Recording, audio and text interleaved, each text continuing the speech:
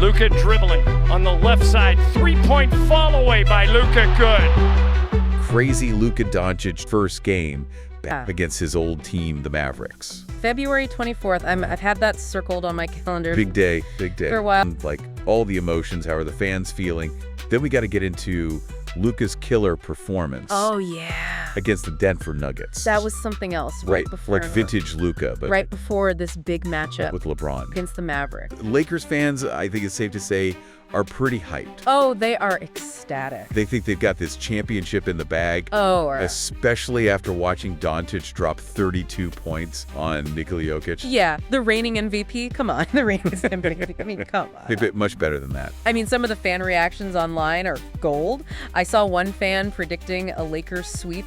Oh, I saw that one. In the finals. Lakers in 5. Lakers in 5. It's February. It's February. What are we even talking about? Exactly. It's like you can't blame them, you know? They're excited. They're excited. They got Luka. I saw another fan who's convinced that Luke is out for revenge against the Mavericks front office. Oh, classic. Classic revenge game narrative. It's like they want it so bad, you know? Yeah. They want it so bad. The fans want to see that. They want to see that storyline play out. Yeah. Okay, but on the flip side, Mavs fans, they're not exactly thrilled, are they? No.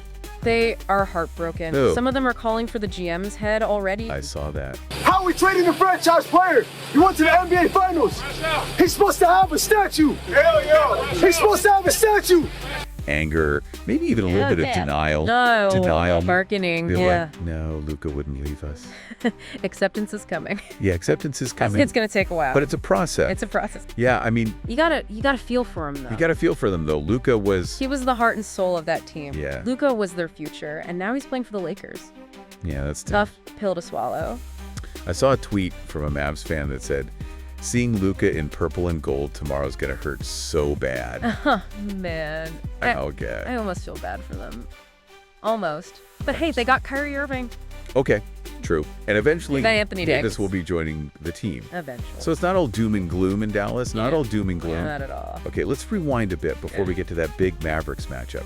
Let's talk about Luka's game. 32 points, 10 rebounds. He was a monster. 7 assists. The guy was a monster, like you say. Is this just a fluke? No. Or is this a sign of things to come with the Lakers? This is the Luka we all know and love. And you got to remember, he was coming off a calf injury. He was getting used to a new team, a new system. It was like he was shaking off the rust in real time. Yeah. He was figuring it out as he went along.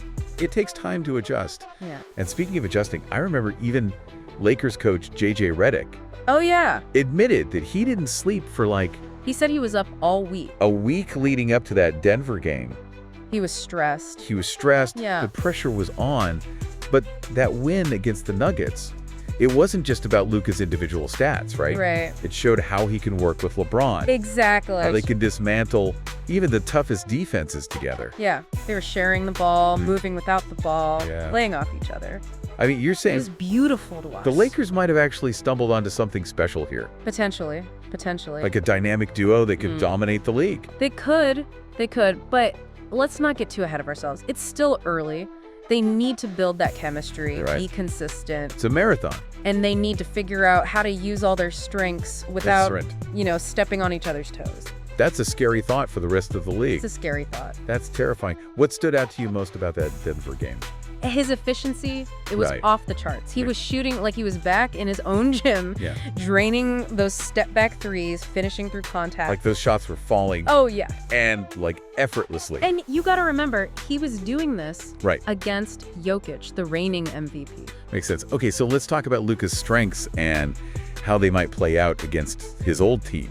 He knows their system, right? Like inside and out. Oh, yeah. He knows all their plays, their defensive schemes, everything. He probably knows where they hide the snacks in the locker room. Oh, for sure. And he wants to show them what they're missing. Oh, yeah. The revenge factor is definitely in play here. Oh, yeah. And the Mavericks, they're going to be playing with a chip on their shoulder. Oh, yeah. They're going to be fired up. They want to prove they can win without Luka. This game has all the ingredients of an absolute classic. It's going to be epic.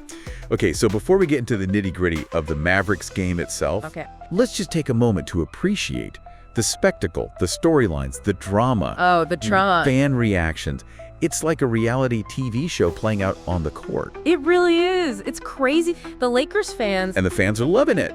they're already planning their championship parade. And for you guys listening, what stood out to you? What are your lingering questions about this whole saga? What are your predictions for the future of Luka, the Lakers, and the Mavs? Hit us up on social media. Let us know what you think. This is just the beginning of the story, and we can't wait to see how it unfolds.